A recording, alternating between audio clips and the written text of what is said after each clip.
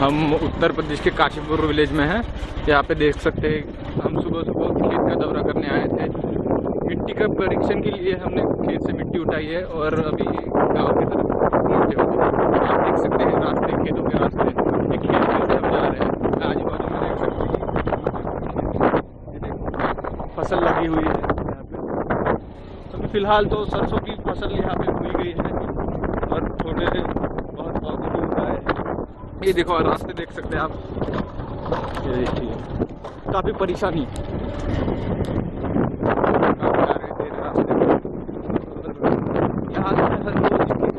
आना जाना करते रहते हैं। तो जैसा कि हमें परेशानी हो रही है तो हम सोच सकते हैं कि किसान को कितनी परेशानी हो रही है। यहाँ से ठीक से बाइक भी चल नहीं पा रही है, साइकिल वाइकिल का तो छोड़ ही दो।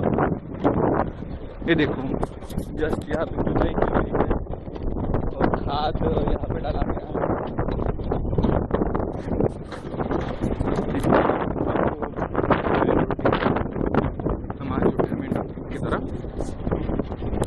In this particular video, what we're trying to show you is look at the entire field. Look at the way the crops are sown. Now look at different parts of the field. The place where I'm standing, look at the density of plantation, and look at this place. These are sown in a similar time, but because of availability of water, look at this, and because of non-availability of water, look at this. It's really interesting to see the patterns that we're going to observe in the field. Let's catch up for video number 3. Another challenge that we are going to face is because a lot of people still kind of use primitive techniques. As you can see, the entire field just turned black. It's because people have burned whatever is left from the agricultural harvest on the field itself. It's very difficult to convince these farmers that this is not a safe practice, not a healthy practice for soil, and an alternative that needs to be developed. We are trying to brainstorm on this with the help of a few experts, and then we're going to reach out to farmers to ensure that this does not happen from the next cropping cycle. And this is absolutely a blunder in terms of farming. Looking forward for the next video clip. Thank you. Today we're going to talk about how to collect sample from a particular field. What we need to do is we need to find 4 corners of the field and the center of the field, from where we're going to collect some samples. We are at the center of this particular field. Now we'll dig a deep 6 inches deep pit. From there we'll actually take some soil as a sample, and this particular soil will go to our in-house laboratory where Dr. Pritam would help us in collecting the sample and then analyzing the sample. Let's see how this pit is dug. This is almost 6 inches deep. We can see Dr. Pritam collecting the sample and putting it into a bag. So one particular field, 6 to 8 samples. We have to mix all the samples together. After you are done collecting the sample, what you need to do is you need to cover the soil in the pit so that there is no trouble with the field. ये organic carbon का testing kit है। इसमें आप अगर इसको खोलें तो देखिएगा कि इसमें 2 तरह के मतलब ये केमिकल्स हैं। ये organic reagent 1, organic carbon reagent 1 और ऑर्गेनिक कार्बन रीजेंट 2। इससे हम लोग 25 सैंपल निकाल सकते हैं। मतलब हमें मतलब ये 25 खेतों में ऑर्गेनिक कार्बन का ये पता चल जाएगा ये इस केमिकल के थ्रू। फिर आपको दूसरा है ये किट है, इससे हम लोग 4 तरह के टेस्ट कर सकते हैं, जिसमें कि आपका मिट्टी की जो pH वैल्यू है वो पता चलेगी। ये देखिए, ये आपको है pH के लिए, ठीक है। फिर दूसरा है आपका मतलब ये पोटेशियम का टेस्ट, इससे पोटेशियम के बारे में पता चलेगा। फिर ये है आपको ये नाइट्रोजन, और फिर तीसरा है आपका मतलब सॉरी ये है pH और ये था मतलब ये फास्फोरस। तो इसमें 4 तरह के मतलब ये टेस्ट है और हर एक टेस्ट का मतलब हम 10 सैंपल निकाल सकते हैं। तो इस किट के द्वारा हम टोटल 40 मतलब ये टेस्ट मतलब ये कर सकते हैं, ठीक है। तो और जो मैक्सिमम समय लगता है वो आपको ये पीएच निकालने में मतलब ज़्यादा टाइम लगता है। इसका जो क्रिटिकल पाथ वे है वो मोर देन 50 मिनट्स का है, और बाकी सारे टेस्ट बहुत ही कम समय में हो जाते हैं। जैसे ऑर्गेनिक कार्बन का पता हमें मुश्किल से 20 मिनटों में ही चल जाता है, और बाकी सारे जो है ये तीनों इनको 30 से 35 मिनट पता ही लगते हैं। तो अगर हमारे पास इक्विपमेंट्स ज़्यादा हो तो सारे टेस्ट हम लोग साथ कर सकते हैं। तो ये विद इन द 1 आवर का काम है, इसमें कोई ज़्यादा परेशानी की बात नहीं है, और इंस्ट्रक्शंस बहुत ही आसान भाषा में दिए गए हैं। एक बच्चा भी ये टेस्ट मतलब ये कर सकता है। धन्यवाद। Doctor Pritam, doctor Dilip, thank you. हम अगले फेज में आपके से फिर मिलेंगे। चलिए, मैं आपको हमारे in house soil testing lab का एक स्नैपशॉट दिखाता हूं, जिसमें आप देख रहे हैं डॉक्टर प्रीतम और डॉक्टर दिलीप दोनों सॉइल टेस्टिंग के बारे में हमें और जानकारी देंगे। प्रीतम जी, जब हम खेतों से मिट्टी लाए थे तो कैसा था मिट्टी? गीली थी, सूखी थी? ये जब हमने खेतों से मिट्टी लाई थी तो इसमें काफी नमी थी जी। तो जैसा कि डॉक्टर दिलीप ने बताया, तो इस पर प्रोसेसिंग नहीं की जाती। जो टेस्टिंग है, सॉइल टेस्टिंग है, वो गीली मिट्टी से नहीं हो सकती, तो इसको हमें थोड़ा ड्राई करना पड़ेगा। तो एयर ड्राई इसको काफी जरूरत है। ओके। आप जैसे मतलब मिट्टी को देख सकते हैं, आप ये कैमरा जरा मतलब ये पास लाइए, तो ये मिट्टी काफी गीली है, तो इस पे ये टेस्ट का जो मतलब ये परिणाम है वो अच्छे नहीं आएंगे। तो इसीलिए हमें इसे हवा में सुखाना पड़ेगा, और उसके बाद ही हम इस पर मतलब ये टेस्ट कर सकते हैं। और जैसा कि हमने कुछ पिछले टेस्ट किया था, तो ये एक जितेंद्र सिंह गौरा जी का मतलब टेस्ट कार्ड है। इसमें आप देख पाएंगे कि किस तरह से अलग अलग चीज़ों को हमने टेस्ट किया था। सॉरी, इसमें कुछ नहीं था। ये आप अजीत सिंह का देखिए, इसमें यहाँ पे देखिए आपकी मतलब ये कार्बन है, उपलब्ध कार्बन, जिसमें दिखाया गया है लो और लेस देन 0.5%। तो मिनिमम जो मतलब ये कार्बन होना चाहिए मतलब ये किसी भी फार्म लैंड में वो आपको 0.5% से 0.7% के बीच होना चाहिए, लेकिन यहाँ लेस देन 0.5% है, जो कि बहुत ही कम है। तो और ये कार्बन जो होता है मतलब ये किसी भी फार्म का बहुत ही मेजर न्यूट्रिएंट होता है ये फर्टिलिटी के लिए। तो हमने 4-5 सैंपल जितने भी टेस्ट किए इस पूरे एरिया में, तो उससे हमें पता चला है कि इस पूरे एरिया का जो कार्बन है वो बहुत ही लो जा चुका है। साथ ही साथ जो बाकी न्यूट्रिएंट्स हैं जैसे नाइट्रोजन, पोटेशियम, फास्फोरस, वो भी लो हो चुके हैं। और ये सारी चीजें हो रही हैं ये क्योंकि हम लोग जो यहाँ के किसान हैं वो बहुत ही ज्यादा मात्रा में आपको मतलब ये केमिकल फर्टिलाइजर्स जैसे NPK, DAP, यूरिया, साथ ही साथ मतलब इनके पेस्टिसाइड्स भी बहुत ही ज्यादा मात्रा में यूज कर रहे हैं। तो इसका ये सब साइड इफेक्ट है। Thank you. तक जैसा आपने देखा कि मिट्टी का परीक्षण किया गया है, अब हम खाद, जो जैविक खाद से ज़्यादा खाद बनाते हैं, उसकी पूरी प्रक्रिया अभी चल रही है। दिलीप और प्रीतम यहाँ सुबह से लगे हुए हैं। दिलीप, प्रीतम, आपसे निवेदन है कि आप हमें थोड़ा इस पूरी प्रक्रिया के बारे में बताइए। जी अभिषेक, ये है भूजीवन जैविक खाद, और ये 10 किलो का पैकेट है, और हमें ये 10 किलो के खाद में 30 किलो गोबर की पास मिलानी है। गोबर की पास यानी 10 से 15 दिन पुराना गोबर, और इनको अच्छे से मिक्स करके इसे 24 घंटे के लिए यहाँ पे छोड़ देना है, और इसके ऊपर पानी का छिड़काव करना है ताकि इसके अंदर के जो भी बैक्टीरिया वगैरह है वो एक्टिव हो जाए। फिर ये खेतों में डालने के लिए तैयार है, ये हो जाएगी बिल्कुल। खेत में इसको डालने के एक बार डालने के बाद 3 से 4 दिन के लिए इसे छोड़ देना है, फिर इसके ऊपर ट्रैक्टर चला के हम बुआई कर सकते हैं। हम देख रहे हैं कि किस तरह से इस जैविक खाद को गोबर के साथ मिक्स किया जाता है। प्रीतम और दिलीप इस काम में लगे हुए हैं। ये देखिए, आपने देखा कि जो गोबर खाद है उसमें जैविक खाद डाला जाए, 3:1 का अनुपात में होगा। ये देखिए, और अगर इस खाद में, गोबर खाद में किसी भी तरह का प्लास्टिक या कोई भी अदर चीजें हैं तो उनको हमें अलग करना पड़ेगा।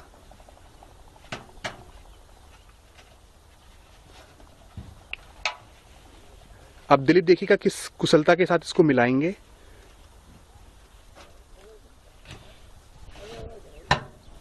देखिए, आप रंग परिवर्तन होता हुआ देख सकते हैं, भूरी खाद और काली खाद। ये देखिए किस तरह से इसको किस कुशलता के साथ मिलाया जा रहा है।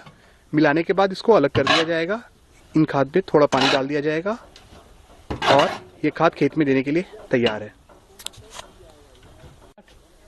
अब हमने खाद को गोबर के साथ मिक्स कर लिया है, गोबर यानी गोबर की पास के साथ। अब इसके ऊपर हम लोग ये जूट के जो सैक्स हैं ये डाल के रख दे रहे हैं रात भर के लिए। 24 घंटे ये इस तरह से रहेगा ताकि इसको थोड़ी नमी मिले। और आप देख रहे होंगे कि हमने इसको पेड़ के छांव के नीचे रखा है ताकि इस पे धूप ना लगे, क्योंकि ज़्यादा गर्मी पड़ने से जो बैक्टीरियाज हैं वो काम करना बंद कर देंगे। और इसके ऊपर अब हम लोग ये जूट की सैक्स के ऊपर थोड़ा सा पानी डाल देंगे। पानी डालने से क्या होगा कि इसके अंदर जो जितनी नमी चाहिए बैक्टीरिया को एक्टिव होने के लिए वो नमी आ जाएगी और इसके साथ ही वो अपना काम करना शुरू कर देंगे। तो आप देख रहे हैं किस तरह से हम इसके ऊपर पानी डाल देंगे। सो ये कल शाम तक हमें इसी तरह से छोड़ देना है, राइट? ये 24 घंटे के लिए हम इसको छोड़ देंगे ऐसे ही। ठीक है। और उसके बाद ये खेत में कल शाम को डाला जाएगा। हाँ, कल शाम को यानी 5 बजे के आसपास इसको हम लोग खेत में डाल देंगे और फिर उसके बाद 4-5 दिन के लिए छोड़ देना है। फिर ट्रैक्टर से एक बार जुताई करके उसके बाद हम मतलब ये बुआई कर देंगे। धन्यवाद डॉक्टर दिलीप। जैसा कि हमने देखा कुछ दिनों पहले हमने जो भू जीवन खाद है उसको गोबर के पास में मिला के उसको छोड़ दिया था, लेकिन बारिश होने की वजह से हमने अपना काम डिले कर दिया और आज हम देख रहे हैं कि यहाँ पे खेत में हम खाद डाल रहे हैं। तो जैसा कि हम देख रहे हैं यहाँ पे खाद पड़ रही है। इसके बाद में जुताई की जाएगी, इस खेत से ट्रैक्टर चला के इससे जुताई की जाएगी और 2-3 दिनों के बाद में फिर यहाँ पे बीज बोया जाएगा। आप देख रहे हैं कि हमने अभी इस खेत में बीज का खाद का छिड़काव किया और अभी इस ट्रैक्टर से इस खेत को जुताया जा रहा है और जुताई तक पूरी हो जाने के बाद 48 घंटे तक इसको ऐसे ही छोड़ दिया जाएगा और ताकि ये जो खाद है वो अच्छी तरह से खेत में मिल जाए।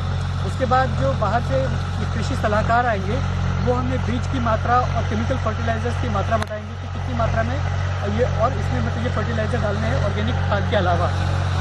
फिर हम लोग 2 दिनों बाद इसमें बुआई कर सकेंगे और उसके 21 दिनों बाद हमें खेत में पहला पानी डालना होगा, उसके 21 दिनों बाद दूसरा। इस तरह से फिर ये सिंचाई का क्रम जो है मतलब वो चलता रहेगा। तो धन्यवाद। तो 10 बीघे में हमें करीबन 150 kg गेहूँ डालना है, तो 3.5 लीटर पानी के घोल में हमें गेहूँ का शोधन करना है। इसके लिए हमने ये जो पैकेट वाला पाउडर आता है शोधन के लिए ये वाला यूज़ किया है और ये लिक्विड, इनको दोनों को पानी में डाला है और अच्छे से तरीके से मिला देना है। ये घोल बन जाने के बाद में यहाँ से गेहूँ भिगो के थोड़ी देर के लिए सूखने के लिए डालने हैं। फिर वो सूख जाने के बाद में 1-2 घंटे रखने हैं। तो सूख जाने के बाद में फिर हम उसकी बुआई कर सकते हैं। जैसे कि हमने थोड़ी देर पहले लिक्विड और पाउडर का घोल बनाया था, तो अभी गेहूँ में ये घोल मिक्स किया जा रहा है। इसको अच्छे से मिक्स करके थोड़ी देर के लिए गेहूँ सूखने के लिए रख देना है, कम से कम 2 घंटे। फिर ये थोड़े से सूख जाएंगे, उसके बाद में हम इसको खेत में बुआई कर सकते हैं। आप प्रोसेस देख सकते हो। ये घोल यहाँ पे मिक्स किया जा रहा है, साथ ही साथ ये गेहूं में अच्छे से मिलना चाहिए, इसलिए हमें गेहूं को ऊपर नीचे करना पड़ता है। हम अभी वापस उसी जगह पर आ गए हैं जहाँ पे गेहूं के बीजों को शोधित किया गया था। शोधित करने के बाद बीज जो हैं वो पूरी तरह से सूख गए हैं, मतलब बुआई के लिए तैयार हैं। इन बीजों को हम एक साथ इकट्ठा कर रहे हैं ताकि छोटे छोटे बैग्स में देकर के खेतों में बुआई की जा सके। ये पूरी प्रक्रिया जो कल हो जानी थी, कारणवश हमसे देरी हो गई और मौसम अच्छा है, धूप है, अच्छे से शोधन हो चुका है। अब बिल्कुल ही गेहूं ये तैयार है। अभी तक हमने देखा कि डीएपी और एमओपी को मिलाया गया। मिलाने के बाद डीएपी और एमओपी का खेतों में छिड़काव किया जा रहा है। इस छिड़काव करने के बाद जो गेहूं के बीज हैं जिनको शोधित किया गया था कल, वो सूख गए हैं, उन बीजों को डाला जाएगा। आप इस पूरी प्रक्रिया को देख सकते हैं कि कितनी कुशलता के साथ पूरे खेतों में इनका छिड़काव किया जा रहा है। हर साल की तुलना में इस साल खेत में डीएपी की मात्रा कम डाली जा रही है और यह क्रमबद्ध तरीके से फसल दर फसल कम होती चली जाएगी। जैविक खेती की प्रक्रिया में ये पहला कदम है। 3 सालों का जो पूरा जैविक खेती का चक्र होता है, उस चक्र में हमें धीरे धीरे करके सिंथेटिक या जो केमिकल फर्टिलाइज़र है उनको कम करना होता है। ये देखिए काफ़ी कुशलता के साथ छिड़काव किया जा रहा है। शोधित गेहूं अब खेतों में डाला जा रहा है।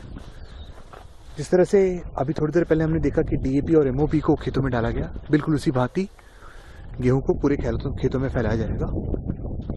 खेतों में फैलाने के बाद ट्रैक्टर चलाई जाएगी, जिससे बिल्कुल अच्छी तरह से मिट्टी, खाद और गेहूं मिल जाए। ये पूरी प्रक्रिया जो है हमने आपको समझाने की कोशिश करी कि किस तरह से खाद बनाया जा रहा है, खाद बनाने के बाद गेहूं की बुआई तक पूरी प्रक्रिया क्या होगी। ये देखिए अभी हमने देखा कि गेहूं को पूरे खेतों में फैलाया गया था। जैसा कि हम देख सकते हैं कि अलग अलग जगह पर गेहूं फैल गया है। अब चूंकि गेहूं फैल चुका है, खाद फैल चुकी है, अब ट्रैक्टर से एक बारी जुताई कर दी जाएगी और जुताई करने के बाद लेवल कर दिया जाएगा। बहुत ही मेहनत का काम है ये, पूरे खेत में बीज फैलाना, पूरे खेत में खाद फैलाना। ट्रैक्टर अब मिट्टी, खाद और गेहूं के बीजों का, जो शोधित बीजें हैं उनका एक तरह से समावेश होता हुआ एक अच्छी फसल की आकांक्षा है हमें। अगर कुदरत ने साथ दिया, मौसम ने साथ दिया और पूरी प्रक्रिया आज के बाद फॉलो करी गई, जो हम एक लिखित तौर से अपने किसान बंधुओं को देकर के जाएंगे, तो एक बहुत ही अच्छी फसल की आकांक्षा है हमें। बहुत अच्छा फसल होना चाहिए। जैविक खेती की तरफ बढ़ता एक सुनहरा कदम। अभी हम उसी खेत में हैं जिस खेत में गेहूं के बीजों को डाला जा चुका है। हम देख सकते हैं कि गेहूं के बीज आपको जगह जगह पर गेहूं के बीज मिलेंगे। इन बीजों को अब ट्रैक्टर के साथ, जो कल्टीवेटर पीछे लगा हुआ है, उसके माध्यम से पूरे खेतों में मिश्रण किया जा रहा है। एक बहुत ही सुंदर समावेश गेहूं के बीजों का, मिट्टी का और जैविकता की तरफ बढ़ते हुए कदम का, जिसमें हमने धीरे धीरे केमिकल यूज़ करना कम कर दिया है। थोड़ी देर में ये बिल्कुल तैयार हो जाएगा। खेत को एक बार लेवलिंग कर दी जाएगी और उसके बाद जो साधारण गेहूं का फसल चक्र होता है वो प्रक्रिया पूरी करी जाएगी। जैविक खेती की तरफ बढ़ता काशीपुर गांव से एक पहला सुंदर कदम। धन्यवाद। जैसा कि हमने कल देखा कि बुआई हो गई है और बुआई होने के बाद खेतों को अच्छे से ट्रैक्टर से एक बार फिर से जुताई कर दी गई, ताकि बीज और मिट्टी और जो भी जैविक खाद है वो अच्छे से मिल जाएं। आज खेतों में मेड़ बनाने का काम किया जा रहा है। हम जानने की कोशिश करेंगे कि मेड़ आखिर क्यों बनाई जाती है और खेतों में क्या कोई अनुमान है या अनुपात है जिस अनुपात में मेड़ बनाई जाती है। दादा, खेतों में मेड़ क्यों बनाई जा रही है? मेड़ पानी रोकने के लिए बनाई जाती है, जिससे पानी खाले न बढ़ जाए। अच्छा, पानी कुछ दिन तक रुका रहे। अच्छा। और ये एक बीघे में कितना मेड़ बना रहे हैं आप? लगभग 4 मेड़। अच्छा, और एक बीघे में कितना समय लगेगा आपको मेड़ बनाने का? 1-1.5 घंटा। 1 से 1.5 घंटा ना। धन्यवाद। दिलीप, प्रीतम, आप दोनों कुछ बताना चाहेंगे क्या? पूरा जो प्रक्रिया हुआ हमारा अभी तक, जो हमने बीजों का संशोधन से शुरू किया या जैविक खाद बना करके जो पूरा प्रक्रिया किया, क्या आप दोनों उससे संतुष्ट हैं? हाँ जी अभिषेक, कल देखा था हमने कि कल बुआई कर दी थी और बुआई के साथ में डीएपी डाल दिया था और एमओपी भी डाल दिया था, और अभी मेड़ बनाने का काम चालू यहाँ पे जारी है। फिर 21 दिन बाद पहला पानी यहाँ पे डाला जाएगा। 21 दिन बाद पहला पानी डालने के बाद में फिर उसके अच्छा, यूरिया जो बोलते हैं। अच्छा, बिल्कुल। अब जैसे हमने यूरिया डाल दिया और ये डाल दिया, तो अब जो साधारण फसल होता है, जिस तरह से हम आज तक कर रहे थे, उसी प्रक्रिया से सारा काम किया जाएगा। और जो हमारी फसलों की कटाई होती है, जो 115 से 120 दिनों का जो चक्र है, उस चक्र को फॉलो करते हुए अब हम वापस आपसे अप्रैल के महीने में मिलेंगे, जिस वक्त फसलों की कटाई होगी, ये देखने के लिए कि क्या खेतों में जो उत्पत्ति हुई है वो कम हुई है, ज़्यादा हुई है या उतनी ही हुई है, और इसके अलावा जो क्वालिटी है गेहूं की, उसमें क्या कोई परिवर्तन आया है। आप देख सकते हैं कि मेड़ों का काम लगभग हमारा जो पायलट है 5 बीघे का, उसमें हो चुका है। हम रेगुलर टच में रहेंगे अपने कृषि मित्रों के साथ, जो अपने किसान भाई बहन हैं उनके साथ, ये जानने के लिए, ये देखने के लिए कि जो हमने प्रयास किया है छोटा सा जैविक खेती की तरफ वापस जाने का, वो किस रास्ते पर बढ़ रहा है। काशीपुर गांव से प्रीतम निनावे, दिलीप राय और कुमार अभिषेक का टाटा सामाजिक विज्ञान संस्था और काशीपुर गांव के लोगों को धन्यवाद। हम अप्रैल के महीने में फिर से मिलेंगे।